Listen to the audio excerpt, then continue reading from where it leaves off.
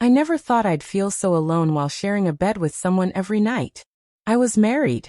On paper, everything looked fine. A respectable man, a decent home, a life built on mutual understanding. But understanding isn't the same as love. Not the kind that makes your heart skip or your soul sing. What we had was steady, predictable, and quiet. And in that silence, I slowly began to disappear. It wasn't sudden. It was a slow fading of smiles, of laughter that once echoed through the rooms. We used to talk about everything. Now we spoke in nods, half sentences, and to-do lists. We never fought. That's the part people always get wrong. There were no loud arguments, no dramatic exits. Just stillness. We became polite strangers who shared a history and nothing more. I tried to convince myself this was normal. That love after years simply becomes comfort. That butterflies were childish and yearning was a sign of immaturity. I buried my desires for more. More connection. More depth. More of me. Somewhere along the way, I'd given everything to be a good wife, a good partner. I'd forgotten how to be a woman with her own fire. And yet, something inside me ached, not for someone else, but for a version of myself that had vanished. The one who used to dance in the kitchen, who lost herself in books and long walks. The one who dreamed. I caught glimpses of her sometimes, in the mirror or in the soft hush of early morning. But she never stayed. My days blurred into routines. Morning coffee, work, dinner, sleep. The same conversations, the same gestures, the same rhythm. I wasn't unhappy. I just wasn't alive. And I don't know what's worse. One morning, I stood by the kitchen window, staring at a plant I'd forgotten to water. Its leaves drooped, brittle and faded. I touched one gently. It crumbled in my fingers. I felt something twist in my chest, like it wasn't the plant I was grieving. It was myself. I was watching my own spirit wilt. It scared me.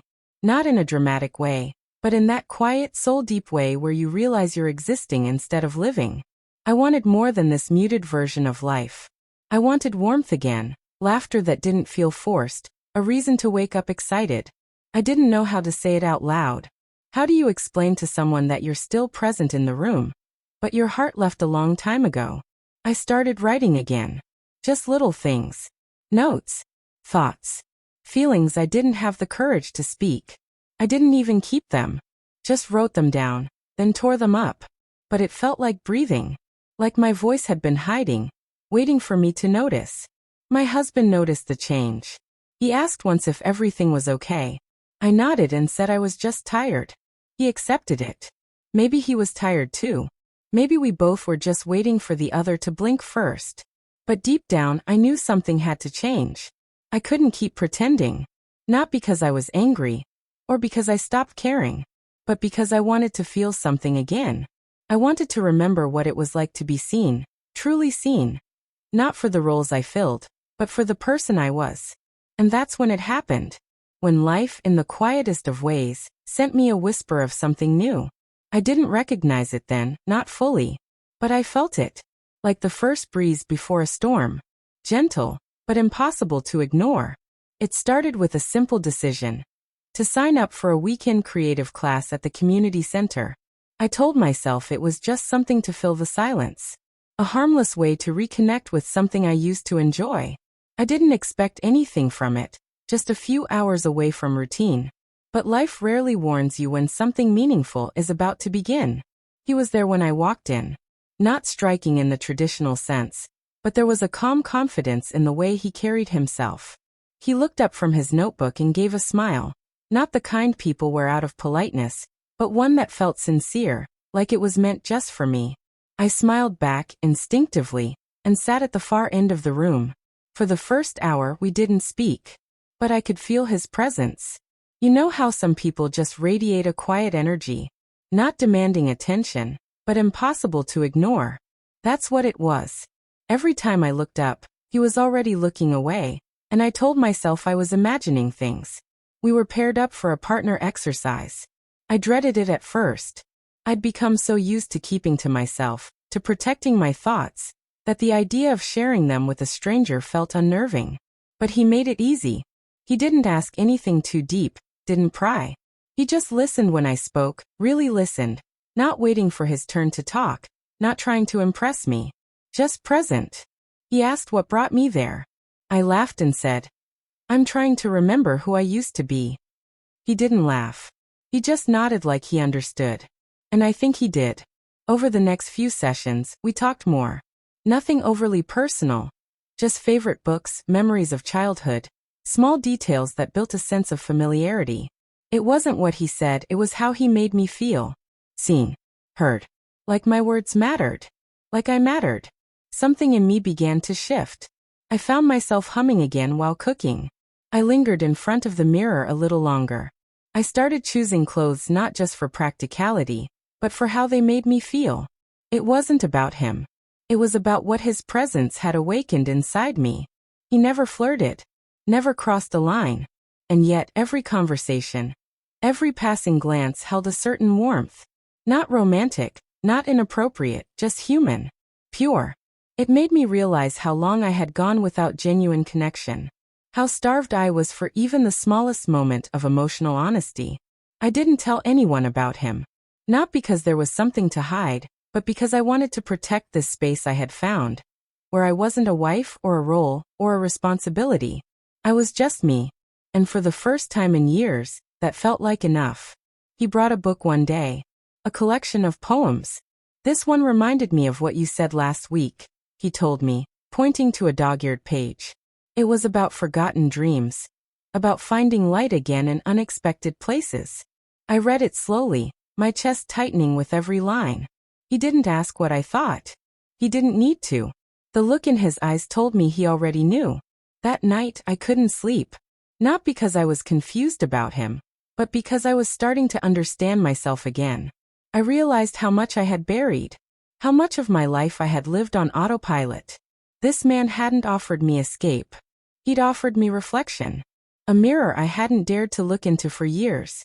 It wasn't love. Not yet. Maybe not ever. But it was something just as powerful. The beginning of coming back to life. He started to occupy my thoughts in ways I didn't expect. Not constantly, not overwhelmingly, but enough to notice. His words would come back to me at odd moments.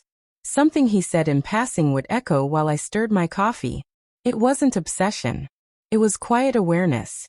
A gentle pull I couldn't ignore. We weren't seeing each other outside of the class, but every week, I looked forward to those few hours like they were a lifeline. Not because of what happened, but because of how I felt. Light. Energized. Curious again. We talked more freely now, shared pieces of our lives in fragments. He spoke of things he loved, places he had been, questions he still carried. He asked about my dreams, dreams I'd forgotten I had. One day he said, "You have a very old soul, but a young spirit. Like you've lived 1,000 lives, but still want to live more." I smiled, unsure how to respond, but the words stayed with me. I had never been described that way before. And suddenly, I wanted to believe it was true. I wanted to be more than dependable. I wanted to be unforgettable. There were moments I caught myself hoping he would say something more, something bold. But he never did. And in a way, I was grateful. He wasn't trying to save me, or distract me, or lure me into something reckless. He was just showing up, fully, genuinely. No expectations. Just presence. And in that, he offered a kind of safety I hadn't felt in years. Still, the guilt crept in. Not because I had done anything wrong, but because I was feeling things I hadn't allowed myself to feel in so long. Emotions I had locked away. I began questioning what fidelity really meant. Was it just about actions, or did it include the parts of us we give away silently? I found myself journaling again. Not about him, but about me. My fears. My longings. The parts of myself I had numbed to keep peace. I wasn't seeking chaos. I just wanted to be awake. He once asked me if I believed in soul connections. I said I didn't know. That sometimes, you meet people who aren't meant to stay, but they still leave a mark. He nodded and said, "Maybe that's the point." I didn't answer, but I knew exactly what he meant. There was never a confession. No late-night messages, no lingering touches. But I started dressing with more intention. I walked slower, breathed deeper, laughed more. He noticed. "You seem different," he said once. "Lighter." I wanted to tell him it was because of him, but I stayed quiet. Because deep down, I knew it wasn't really about him at all. It was about what he represented. A reminder that I was still capable of feeling, of being curious, of wanting, not in a selfish way, but in a deeply human one. And even though we kept everything respectful, a part of me was scared. Not of him, but of what he might unlock if I let it happen. I would lie awake at night, staring at the ceiling, wondering where the line was. Wondering if I had already crossed it just by wishing for more. But each time, I came back to the same truth. I wasn't falling in love with a man. I was falling back in love with life. And maybe, just maybe, he was the spark I needed. Not to run, not to ruin, but to remember. I didn't see him for a few weeks. The class ended, and just like that, the chapter closed without ceremony. No goodbyes, no promises to stay in touch. At first, I felt a strange emptiness, like something had been gently taken from me before I was ready. But with time, I understood it wasn't a loss. It was a passing gift. He had arrived in my life when I was numb, drifting through days that all looked the same. He didn't fix anything. He didn't try to. What he did was far more subtle.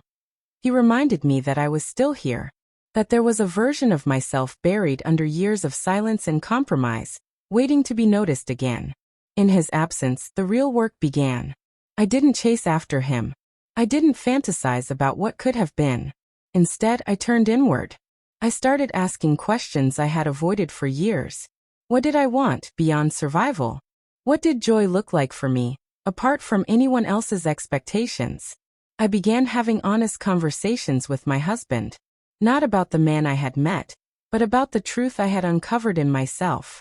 We sat at the dinner table one night, and I told him I felt invisible, not because of him alone, but because I had stopped showing up for myself.